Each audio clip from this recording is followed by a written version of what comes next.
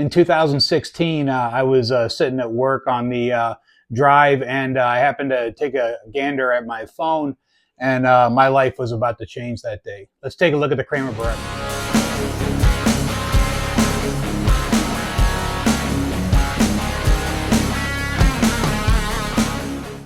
Hey guys, good morning. 40 Grit here, 40 Grit Studios / 40 Grit Garage. Hopefully this one doesn't go too long, but just like a Joe Bonamassa video, I bought the story on this one and I bought the guitar. So it was a win-win situation. In 2016, I was writing service at a Ford dealership, and I was on my lunch break, and I took a look at Craigslist because back in those days I was watching Craigslist like tomorrow's horse races. This one popped up on the Craigslist site for $400. I frantically texted the individual and said, "Hey man, it's done. Let me know when I can pick it up." Nothing throughout the day, nothing. So not only did I have the pressure of being at work, but now I had the pressure of wondering if this guy's going to text me back or somebody got to it before I did. This is a 1984 Kramer Baretta. I'm going to go through everything on it. There's a couple of really cool stories about this guitar. So I never heard anything back from the guy. 2 o'clock in the morning, my text goes off. And the text message said, "I have no idea how I still have this guitar, but yes, it's still available." It was a Friday night. I still remember it like yesterday, and I had to work Saturday morning. It was 2 o'clock in the morning, or it was 2 o'clock in the morning, and I drove from Surprise, Arizona to, I think it was Mesa or Chandler, which is, if you know Phoenix, it's on the other side of the planet from each other. So I said, "Hey, I'm coming to get it right now." And he said, "Right now?" And I said, "Yeah." And he said, "Okay, cool, I'm up." So I drove over to Mesa or Chandler, whichever it was. And I pulled up in the guy's driveway, and he said, "Come on in." I went in there and checked it out. The guy had had the guitar since he was a kid. He had lost his index finger on some kind of an accident, and but he was an older guy. He was older than I was, but he claimed he had had the guitar since he was a kid. So I brought it home, went through everything. I still have paperwork for the purchase, and all that stuff is inside the case. So that's a really cool story. The second cool story about this guitar is I was on a podcast with a friend of mine named Robbie Stingle. So if you don't know Robbie Stingle worked at Kramer during the Edward Van Halen days and during some other significant events for Kramer guitars. I was fortunate enough to be on a podcast with this guy, so I learned a lot from him about Kramer, the different types and the stuff I didn't know. I thought that I was pretty well versed on the Kramer guitars, but unfortunately I was not. So I picked up a lot from Robbie. I'll put his YouTube channel inside the description on my post. But I highly recommend you guys go take a look at Robbie's stuff because he's got some cool stuff. Throughout the comparison today, I'm going to be talking about some of the stuff that Robbie had contacted me about when I did the walk around on the Music Yo, because for his own reasoning, he feels it's really not a Music Yo. It may have been aftermarket parts, or it may have been leftover parts from the Kramer era, being a sports body, which is a maple body, and being a Lacido neck, which had an R2 nut. So anyways, I'll go through all that stuff with you when we go out and take a look at the bench. And then before I move on, the final was I pulled the neck on this guitar when I was on the podcast with Robbie, and Robbie's initials are inside the neck pocket, or on the back of the neck. So Robbie touched this guitar during his time at Kramer, and I was very fortunate enough to be on a podcast with him. So shout out to Robbie Stingle, and I'll be putting his YouTube stuff in my description today. Okay, let's go out there and tear this thing apart. Let's go out. Well, I'm not going to tear it apart. Let's go out and take a look at it. I'll go through all the specs with you, and we'll compare the two. Okay, all right, let's go.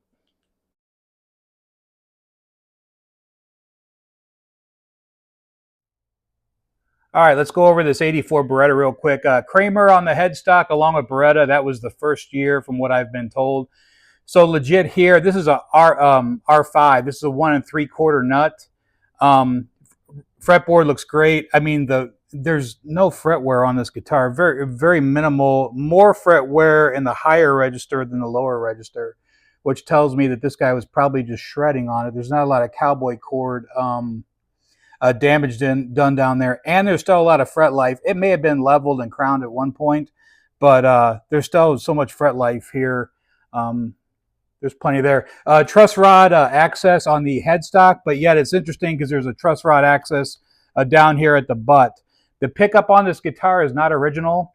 The individual told me that the pickup had died years before, and then the flat Floyd Rose bridge. I'm going to take the camera off the tripod so you can get a better look at this stuff.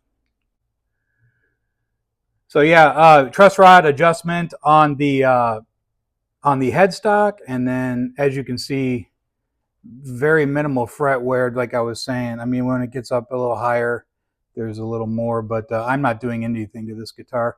Truss rod access there, and then like I said, the pickup is not original. The flat Floyd Rose finish, there's something to that. You could probably hit Robbie up. I forgot what he had mentioned on that. I've forgotten so much stuff that guy has taught me. He just he's a wealth of knowledge. I did change the pot out as usually with all these guitars. That EVH low friction pot is probably the best thing since sliced bread. Yeah, with regards to condition, hey, this is a 40-year-old guitar. So being a 40-year-old guitar, she's not looking too bad. This is a maple body, just like the other one I posted the other day, which I assumed was a Music Yo, but here in a second, we're going to see that I really don't know what it is. So we'll take a look here in a minute. So here's a look at the back of the headstock. Obviously, it's angled. It's not straight.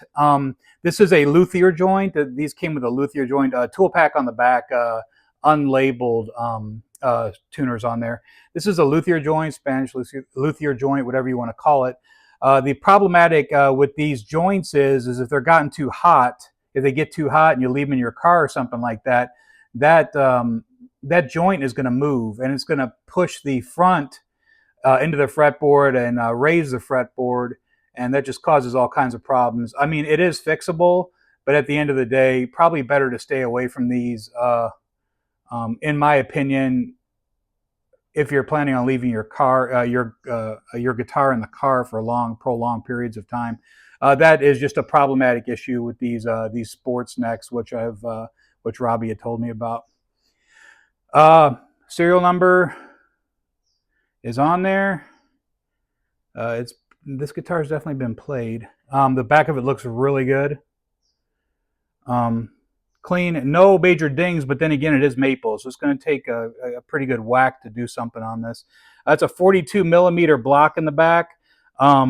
This other one has a 37, and that is a sports route. The sports route, from what I understand, is there's more real estate in this area right here, and that was to accommodate the Rockinger Bridge. I'm not sure if that's correct or not, but that's what I believe I was told. The interesting thing is the Music Yo Beretta that I did also has the sports route on it, and I measured these. This one is 5.4, and the other one is just under 5 inches. So I'll take a quick shot of this one. I did block the bridge, and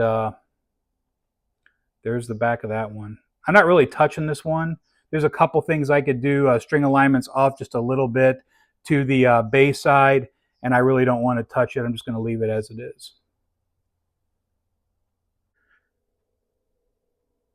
So this is the Beretta Music Yo that I pulled out the other day. There is a video on this guitar that you can check. I just did it a couple days ago.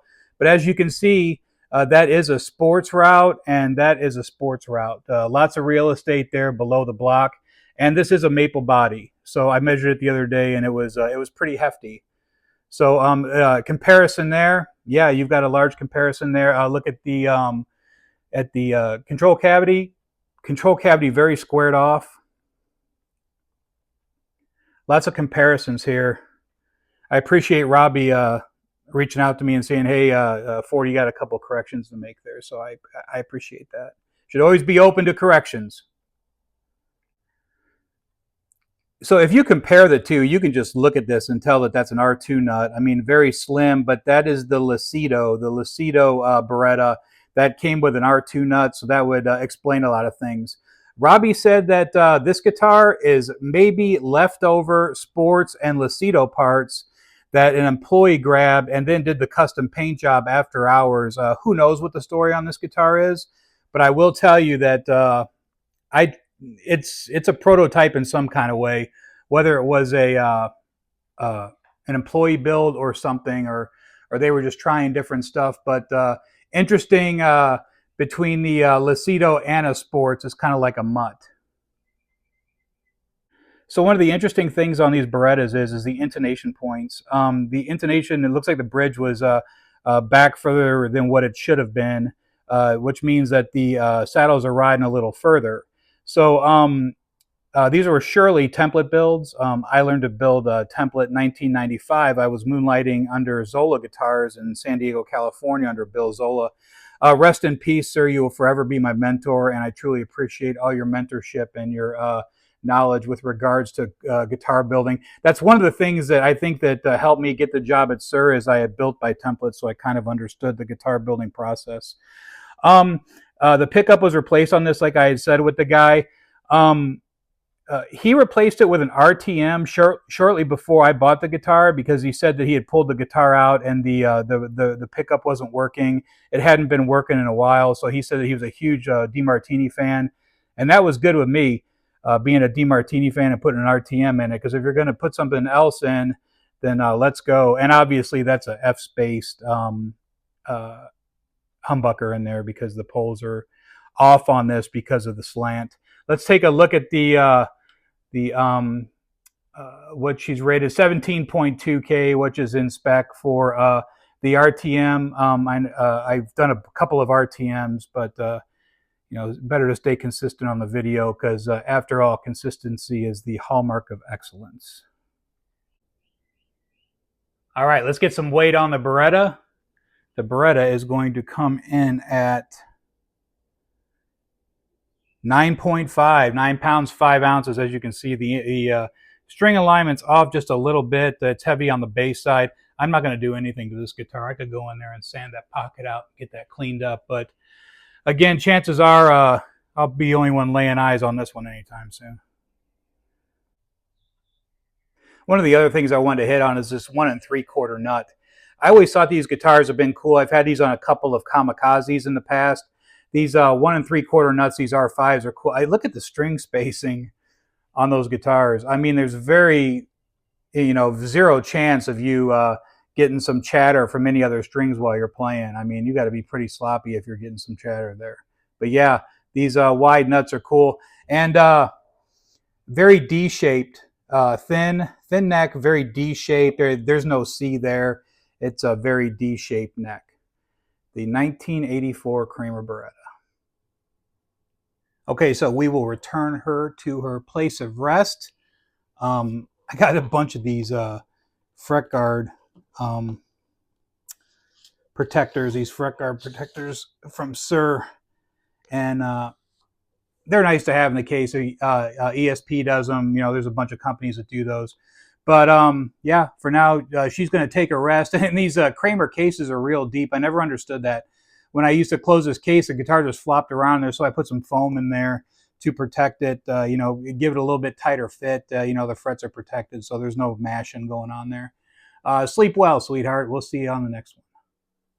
Well, I hope you enjoyed the Kramer Baretta comparison, walk around, taking a look at the 84. You know, these are getting rarer and rarer, especially in this condition. This one's pretty clean. Again, shout out to Robbie. Shout out to probably my holy grail of my collection.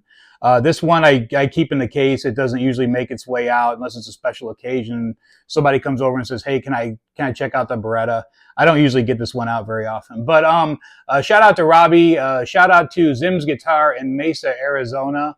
He's a good friend of mine. Check out his channel, Zim's Guitars.